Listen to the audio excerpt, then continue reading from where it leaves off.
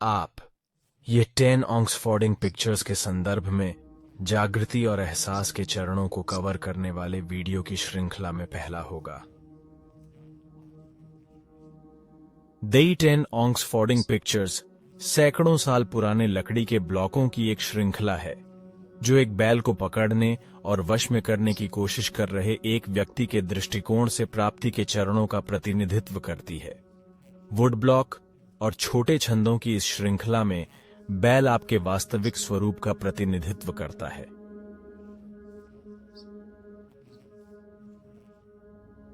यह शाश्वत सिद्धांत या अनफिल्टर्ड वास्तविकता का प्रतिनिधित्व करता है। अंततः यह आत्मज्ञान को प्राकृतिक अवस्था के रूप में दर्शाता है। 10 ऑक्सर्टिंग चित्रों की व्याख्या करने के कई तरीके हैं और आप अलग अलग लोगों द्वारा अलग अलग विश्लेषण पा सकते हैं कि उनका क्या मतलब है, वे किस चरण का प्रतिनिधित्व करते हैं, वगैरह वगैरह। मैं बस एक संभावित व्याख्या देने जा रहा हूं। जैसा कि प्राप्ति के चरणों के बारे में किसी भी चीज के साथ होता है, ध्यान रखें कि मानचित्र को क्षेत्र समझने की भूल न करें। ये सिर्फ संकेत हैं, ये पत्थर की लकीर नहीं है। मैं यह सुझाव नहीं दे रहा हूं कि बोध के बारे में सोचने, बोध तक पहुंचने का यही एकमात्र तरीका है, या कि बोध के चरणों की यही एकमात्र व्याख्या है। जहां तक मानचित्र और क्षेत्र की बात है, मैं आपके समय और अभ्यास और प्रयास का अधिकतम कुछ प्रतिशत मानचित्रों पर और 99 या अधिक प्रतिशत अभ्यास पर लगाने की अनुशंसा करता हूं।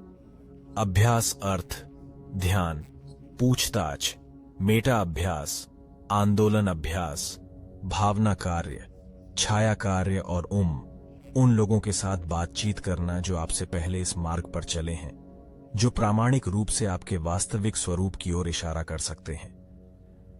मैं आपको सावधान करूंगा कि कुछ लोगों के लिए जागृति और अनुभूति के मानचित्रों और विवरणों में व्यस्त रहना इस मार्ग के लिए काफी हानिकारक हो सकता है। यदि आप अपना अधिकांश समय अभ्यास करने के बजाय दर्शन, सिद्धांतों, आध्यात्मिकता की हठधर्मिता के बारे में पढ़ने, विश्लेषण करने और चर्चा करने में बिताते हैं, तो मैं आपको इसे बहुत हल्के में लेने की चेतावनी दूंगा। जैसा कि कहा गया है, ऑक्सहर्टिंग चित्र जागृति प्रक्रिया के विभिन्न पहलुओं के अद्भुत संकेत के साथ छोटे छंदों की एक श्रृंखला प्रदान करते हैं। तो हम बैल को चोट पहुंचाने वाली पहली तस्वीर से शुरुआत करेंगे, जिसका शीर्षक है बैल की खोज। इस दुनिया के चरागाह में मैं बैल की तलाश में लंबी लंबी घासों को एक तरफ धकेलता हूं, दूर दराज के पहाड़ों के बीच के रास्तों पर खोई हुई अनाम नदियों का अनुसरण करता हूं। मेरी ताकत कमजोर हो रही है और मेरी जीवन शक्ति समाप्त हो गई है। मैं बैल को नहीं ढूंढ पा रहा हूं। मैं केवल रात के समय जंगल में टिड्डियों को मत्ते हुए सुनता हूं। टिप्पणी करें कि बैल कभी नहीं खोया है। खोजने की क्या जरूरत है? केवल अपने वास्तविक स्वरूप से अलग होने के कारण मैं इंद्रियों के भ्रम में उसे ढूंढने में विफल रहता हूं। मैं घर से दूर उसके निशान भी खो देता हूं। मुझे कई चौराहे दिखाई देते हैं, लेकिन कौन सा रास्ता सही है? मैं नहीं जानता कि लालच और भय, अच्छे और बुरे मुझे उलझाते हैं। बोध की राह पर यह पहला कदम दुख की पहचान है।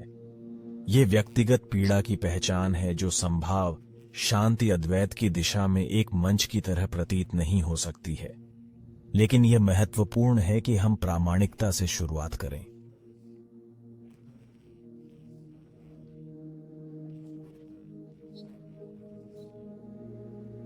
यदि आप अपने जीवन को देखें और कहें, मुझे कष्ट नहीं होता, मेरा जीवन बहुत अच्छा है, मुझे कोई समस्या नहीं है, जीवन मुझे वह सब कुछ प्रदान करता है जो मैं कभी भी चाह सकता हूं, फिर दुख की पहचान अभी तक आपके अनुभव में स्पष्ट नहीं हो पाई है। मेरे लिए जब मैं बहुत अधिक पीड़ा झेल रहा था, अगर आपने मुझसे पूछा होता तो मैंने शायद कहा होता कि मुझे पीड़ा नहीं हुई। लेकिन ऐसा इसलिए नहीं है क्योंकि मैं पीड़ित नहीं था। ऐसा इसलिए है क्योंकि मेरे अंदर विभाजन इतना मजबूत था कि मैंने खुद को अपनी पीड़ा से भी दूर कर लिया। मैं दूरी, स्तब्धता की दुनिया में रहता था। मैंने वही उत्तर दिया होगा जो मैंने सोचा था कि दुख, दर्द, आत्मसंदेह के उस केंद्र को दूसरों से छिपा कर रखा जाएगा। तो मैंने ऐसा उत्तर दिया होता कि मेरा जीवन ठीक है या मैं ठीक कर रहा हूं, दर्द के उस मूल को किसी भी पूछने वाले को प्रकट करने की संभावना पर विचार किए बिना, यहां तक कि खुद भी। इसलिए मुझे लगता है कि जागृति और एहसास की संभावना पर आने के लिए कभी कभी हमें बस कुछ बार इस संदेश से अवगत होने की आवश्यकता होती है, और एक बिंदु पर यह क्लिक करता है। ऐसा लगता है मानो हम अपनी पीड़ा को स्वीकार करने से डर रहे हैं, क्योंकि यह सोचना इतना डरावना है कि वास्तव में इससे बाहर निकलने का कोई रास्ता नहीं है।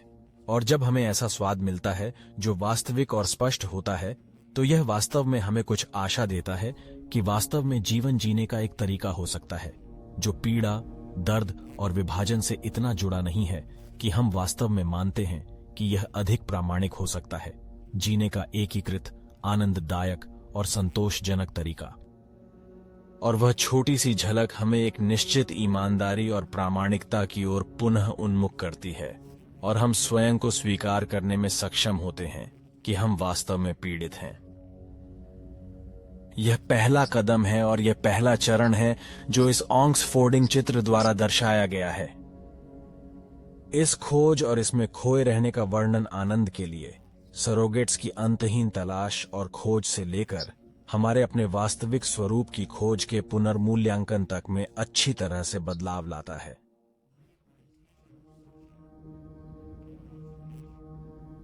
इस प्रकार की खोज, इस तलाश, आत्मज्ञान, खोज, जागृति में अभी भी बहुत विभाजन है, जैसे कि यह भविष्य में कहीं और मिलेगा। लेकिन यह एक गहरे सत्य की ओर एक स्पष्ट अभिविन्यास है। उन चीजों की खोज करने के बजाय जिनके बारे में हम आश्वस्त हैं कि वे हमें खुश करेंगी, लेकिन वास्तव में कभी ऐसा नहीं करती, यह पहचानने के बजाय कि यहां कुछ और वास्तविक चल रहा है, और हम उस ओर पुनः उन्मुख होने के इच्छुक हैं, भले ही हम जानते हैं कि बोध की प्रारंभिक गतिविधियों में इसे कैसे उन्मुख किया जाए, वह एकमात्र तरीका खोज है। इसलिए तलाश करना ठीक है, यह इसी तरह से शुरू होता है। लेकिन अब हम पद, धन, सफलता, सुरक्षा, मान्यता वगैरह से कहीं अधिक वास्तविक, अधिक प्रामाणिक, और हमारे लिए ईमानदारी से महत्वपूर्ण चीजों की ओर उन्मुख हो रहे हैं। घर से दूर रेखाएं और कई चौराहों को देखना, लालच और भय से उलझा होना, उस खोजी मन का बहुत वर्णन करता है जो ऐसा महसूस करता है जैसे वह कभी घर पर नहीं है, कभी व्यवस्थित नहीं हुआ, कभी संतुष्ट नहीं हुआ।